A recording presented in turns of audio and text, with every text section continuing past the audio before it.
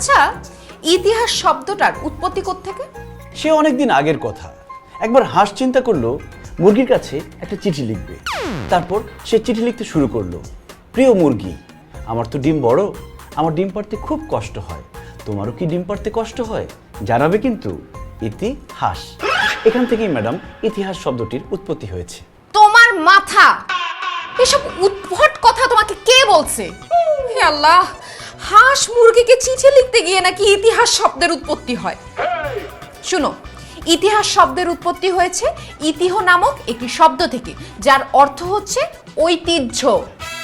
ঐতিহ্য মানে হচ্ছে মানব জাতির অতীত জীবনের শিক্ষা, ভাষা, অভ্যাস, শিল্প, সাহিত্য ও সংস্কৃতি, যেটা ভবিষ্যতের জন্য সংরক্ষিত থাকে।